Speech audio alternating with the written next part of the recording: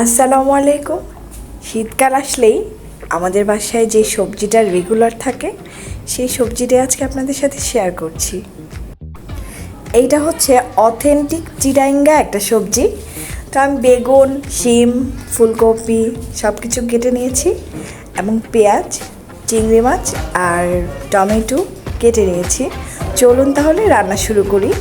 তো প্রথমে আমি একটা পাতিল বসিয়ে এখন তেল দিয়ে দিব পরিমাণ মতো। এই সবজিটাতে একদমই কম মশলা, কম তেল, সব কিছুই কম ব্যবহার করা হয়। যারা চিটাগাংয়ের মানুষ দেখবেন ও তারা অবশ্যই চিনবেন।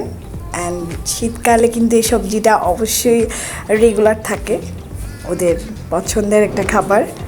তো আমি চিংড়ি মাছগুলো দিয়ে এখানে পেঁয়াজটা দিয়ে দিলাম। পেঁয়াজটা একটু নরম হয়ে আসলে কাঁচামরিচ বাটা দিয়ে দিব।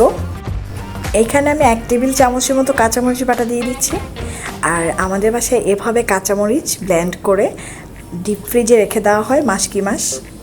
তো এখানে আমি দিয়েছি হচ্ছে হলুদ গুঁড়া। হলুদটা একটু বেশি দিয়েছি আর মরিচ গুঁড়াটা একটু কম দিয়েছি, কারণ এখানে কাঁচামরিচের একটা ফ্লেভার, ঝাল দুটোই থাকবে। পরিমাণ মতো লবণ দিয়েছি। এখন হচ্ছে এই মশলাটা কষানোর পালা। এটাকে খুব ভালো করে একটু একটু পানি দিয়ে দিয়ে একদম ঝালটা যেন না থাকে ওইভাবে কষিয়ে নিব। আমার মনে আছে বিয়ের প্রথম আমার শাশুড়ি মা আমার সাথে দাঁড়িয়ে দাঁড়িয়ে আমাকে শেখাতো যে একটু লবণ, একটু মরিচ, একটু হলুদ কিভাবে দেওয়া লাগবে, কিভাবে কষানো লাগবে, কখন পানি দিতে হবে, কখন তেল উঠে যাবে। তো এগুলো আসলে খুব মিস করি। আলহামদুলিল্লাহ এখন আমি একদম পাক্কা রাঁধুনি হয়ে গেছি।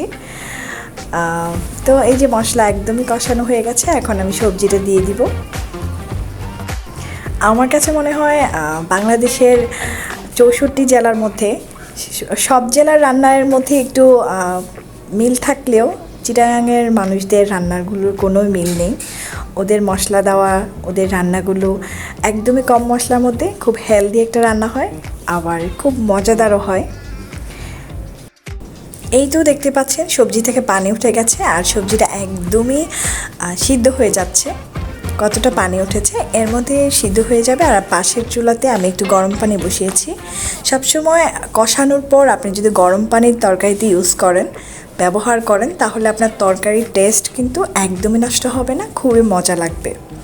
তো আমি এখন গরম পানি দিয়ে দিব, যেহেতু একদমই কষানো হয়ে গেছে রান্নাটা। খুব সহজ না রান্নাগুলো? আমার ভিডিওগুলো যদি আপনাদের ভালো লাগে অবশ্যই শেয়ার করে দিবেন। অবশ্যই আমার রেসিপিগুলো একটু ফলো করে রান্না করে দেখবেন কেমন হয়। তো এই যে কালারটা একদমই চেঞ্জ হয়ে গেছে, রান্না একদমই কমপ্লিট। এখন আপনাদেরকে দেখাচ্ছি সবজিটা কত সুন্দর করে সিদ্ধ হয়েছে। সবগুলো সবজি একদম দেখতে আস্ত লাগবে, কোনোটাই ভেঙে যাবে না বা গলে যাবে না। সবজি রান্না করার পর যদি আপনার সবজির কালারটা খুবই সুন্দর থাকে, কালারফুল থাকে এবং সবজিটা যদি আস্ত থাকে, দেখতেও ভালো লাগে, খেতেও ভালো লাগে। তো এই তো আমার রান্না শেষ। এখন আমি ধনেপাতা দিয়ে দিচ্ছি।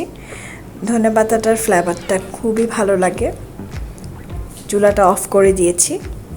তো সবাই ভালো থাকবেন, সুস্থ থাকবেন, আমার জন্য দোয়া করবেন। আজ এই পর্যন্ত। আল্লাহ হাফেজ।